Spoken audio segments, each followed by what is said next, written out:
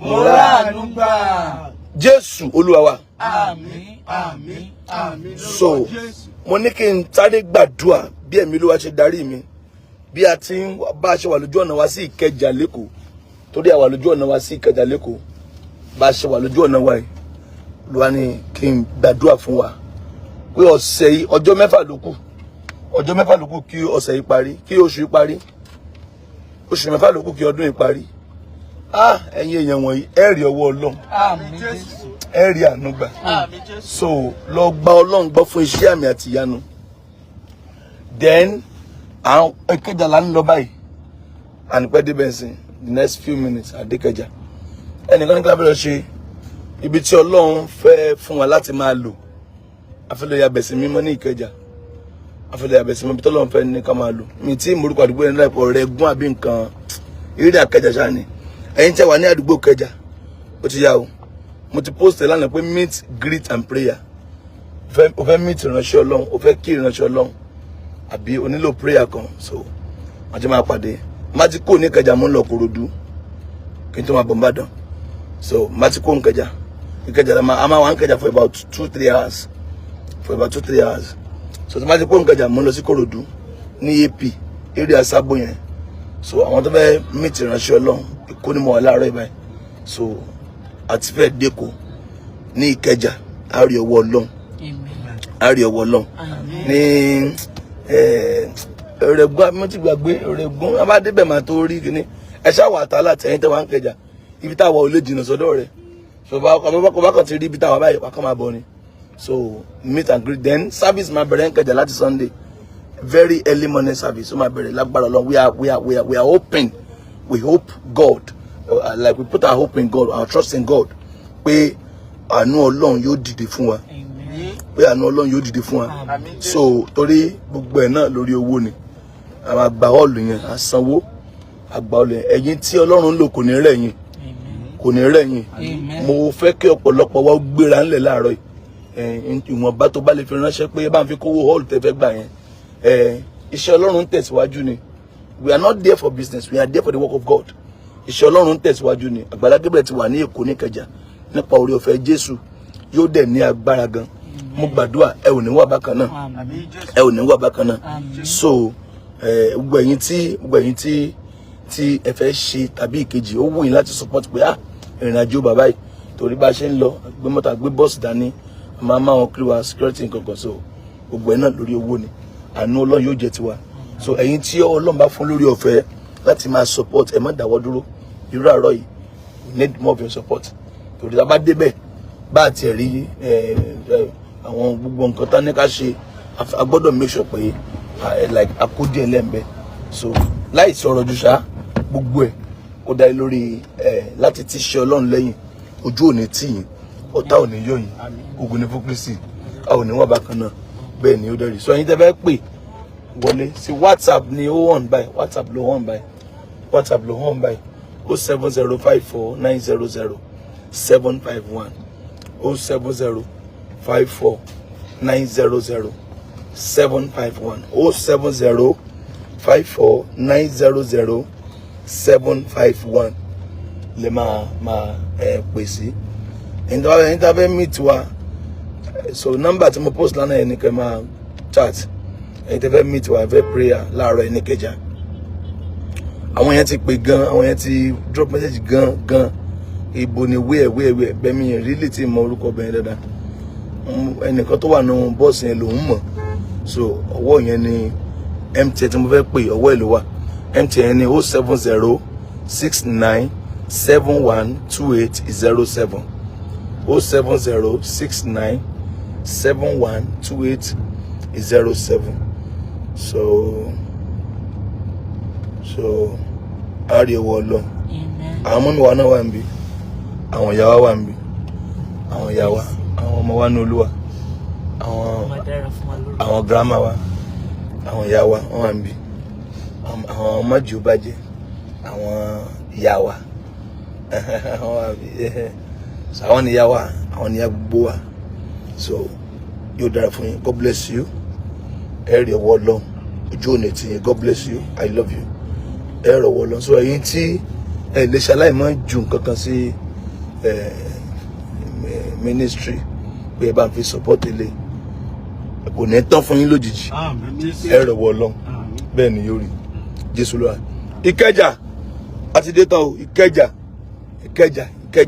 Lagos service máa bẹ̀rẹ̀ láti Sunday ní Ìkẹjà 6 to 9 ní àárọ̀, service máa bẹ̀rẹ̀ ní Ìkẹjà lẹ́kọ̀ọ́ 6 to 9 nípa orí ọ̀fẹ́ Jésù 6 to 9 so bá ti parí ní 6 to 9 màá wọ̀ Ìbàdàn 10 so Ẹ̀gbẹ́ express ní Ọlọ́runṣògo wà branch wa Ọlọ́runṣògo express Ẹ̀gbẹ́ express lè wà tí bá kàn tí ń bọ̀ láti kò máa kàn ya bẹ̀ máa kàn ya branch wa ní Ọlọ́runṣògo máa kàn lo 30 minutes máa lo 30 máa kàn wọnú mọ́tò padà á di bí 10:30 to 11 á dé wọnú mọ́tò padà á dé máa lọ sí ẹ̀kọ́ táwa ní Ẹ̀gbẹ́dá so for now bá ṣe máa ṣe nìyẹn àṣẹ sábìsì Ìkẹjà ní 6 to 9 láàárọ̀ 6 to 9 láàárọ̀ máa ti ju máìkì lẹ́ẹ̀ 9 àwọnú mọ́tò straight àbọ̀ Ìbàdàn Ìbàdàn express Ẹ̀gbẹ́ express tá a dà kọjá náà ní church wa wà tó jẹ́ Ọlọ́runṣògo nìbàdàn màá kàn yàwọ́ nù church Ọlọ́runṣògo màá kàn yàwọ́ bẹ̀ màá kàn máa lò 30 minutes 40 minutes màá kàn bless wọn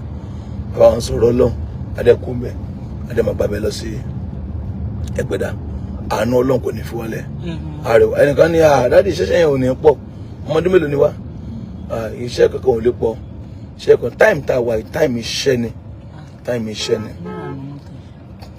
ni so ojú òní tiwa God bless you. Ìkẹjà àti dé tán o Ìkẹjà ó yá o àti dé tán God bless you. Nọ́mbà tẹ́ wọ́n máa pè 07054900751 God bless you.